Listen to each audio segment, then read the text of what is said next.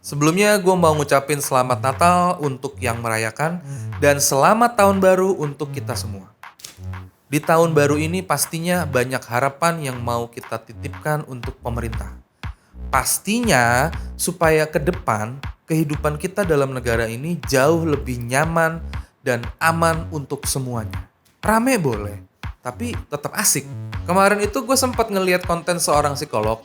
Kalau sekarang ini udah ada beberapa pasien yang sakit mental gara-gara mikirin negara. Itu artinya kondisi demokrasi dan kondisi negara kita saat ini udah susah banget dipahamin sama rakyatnya. Dan gua rasa ini karena cara berkomunikasinya pemerintah yang emang harus diperbaikin. Tapi kondisi yang ada sekarang juga nggak bisa lepas dari kebiasaan yang ditinggal oleh dalam tanda kutip rezim otoriternya Jokowi. Warisan demokrasi yang buruk, warisan penanganan hukum yang rusak, warisan budaya adab yang hilang. Semua itu bikin kita berada dalam kehidupan bernegara yang gak sehat dan kehidupan berdemokrasi yang tidak merdeka. Gue berharap tahun 2026 ini Pak Prabowo bisa ngebawa Indonesia menjadi dalam tanda kutip merdeka. Merdeka dari rasa takut mengkritisi. Merdeka bicara apapun. Pemerintahnya nggak baperan, nggak tipis kuping, dan tentunya tetap slow. Gue mulai berharap itu ke Presiden Prabowo karena abis gue ngeliat ke belakang, menurut gue kita harus mengakui kalau Prabowo ini ternyata nggak seserem yang digembar-gemborkan sama beberapa orang. Oke, kita mulai positifnya. Warna. Logonya mana? Kameranya udah fokus belum? Papnya mana, woi? Pilpres 2012 dan 2019 adalah masa di mana gue dapet banyak banget feeding informasi tentang Prabowo. Dan dari banyaknya informasi yang gue dapet, mayoritasnya adalah cerita serem, cerita horor lah, dan menakutkan. Itulah salah satu alasan yang bikin gua dulu mati-matian ngedukung si Jokowi. Prabowo itu dulu digambarkan sebagai sosok yang otoriter dan kejam. Bahkan ada yang bilang kalau dia itu adalah Hitlernya Indonesia. Orang-orang yang gak sejalan sama dia bakalan dihilangkan dari muka bumi. Coba kalau lu di posisi gua yang lahir dengan darah keturunan kayak begini. Dengar cerita kayak gitu pasti serem cuy. Memori tahun 98 itu kebayang lagi. Itu juga yang banyak kerabat gua dalam tanda kutip itu siap-siap menghadapi semua kemungkinan terburuk ketika Prabowo terpilih di 2024 kemarin.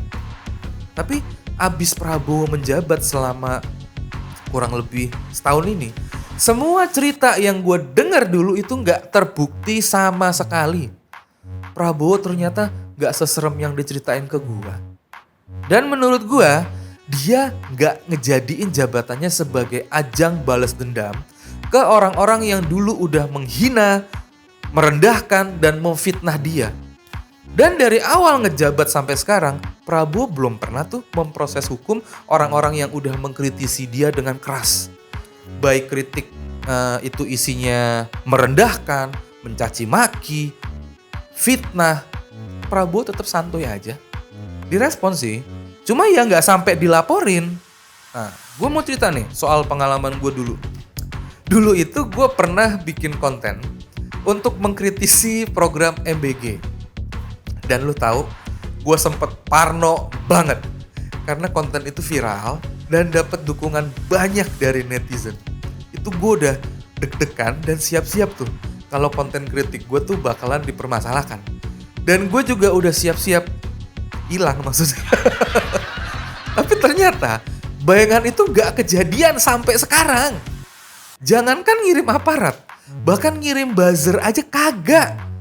Di kolom komen konten gue itu kagak ada gue nemuin buzzernya Prabowo yang ngebelain dia. Bahkan gak ada pendukungnya yang DM gue, neror atau ngancem-ngancem gue. Kagak ada itu. Beda banget sama Jokowi yang kalau diserang isu, biasanya tuh buzzer-buzzernya langsung bergerak. Duar semuanya. aparat juga langsung dikirim untuk memproses hukum. Ya pokoknya yang berbeda udah langsung dihajar tuh. Buktinya udah banyak kan tuh. Gak perlu lagi gue jabarin lagi satu persatu. Kalau lu mau ngerasain, ya lu coba aja bikin konten yang isinya mengkritisi Jokowi. Nah tuh lu lihat aja tuh. Syukur-syukur konten lu viral. Nah, biar lu bisa ngelihat sendiri dan ngerasain sendiri bagaimana kelakuan buzzer-buzzer Jokowi. Kolom komentar lu bakalan diisi komentar buzzer mabok lah. DM lu tuh bakal isinya ancaman, teror, dan intimidasi. Kalau mau ngerasain, silakan. Kalau gue sih udah kenyang itu. Bahkan nih, ada yang dulu deket sama gua waktu sama-sama jadi pendukung Jokowi. Sekarang orang itu malah ikutan nyerang gua. Yang kayak gitu tuh banyak banget. Ya gue maklumin aja. Level demokrasi mereka masih di situ-situ aja. Mungkin karena mereka udah terlalu lama berada dalam lingkarannya Jokowi. Jadi susah untuk berdemokrasi. Gue bisa maklumin sih kelakuan mereka karena waktu masih di posisi sana, ya gue juga sama. Jadi ya gue tau lah kondisi psikologisnya. Dan apapun yang mereka lakuin ke gue, buat gue mereka tetaplah temen gue. Kita pernah ketawa bareng, pernah tegang bareng, pernah pusing bareng. Dan gue gak bakalan ngelupain semua kenangan-kenangan itu. Sampai di titik ini, menurut gue Prabowo jauh lebih demokratis daripada Jokowi. Itulah kenapa gue banyak menaruh harapan kepada Presiden Prabowo untuk mengembalikan kemerdekaan berdemokrasi di Indonesia. Rakyat jadi gak takut untuk bersuara. Semua unek-unek silahkan dimuntahin. Apalagi zaman sosmed kayak begini. Semua orang bisa melakukan apapun di timeline-nya. Mau curhat, ngamuk, nangis, pokoknya bebas. Kalau pemimpin kita berkuping tipis, gue rasa tuh penjara bakalan penuh dengan para pengkritiknya. Bahkan mungkin harus dibentuk penjara khusus pengkritik. Tapi untungnya sampai saat ini Prabowo masih oke lah. Level demokrasi dia udah bisa dibilang sampai di level negarawan. Latar belakang militernya itu ternyata tidak bikin dia jadi otoriter.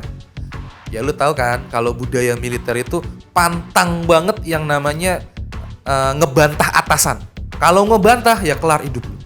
Tapi untungnya budaya itu tidak dibawa Prabowo saat menjabat jadi presiden. Setidaknya sampai detik ini.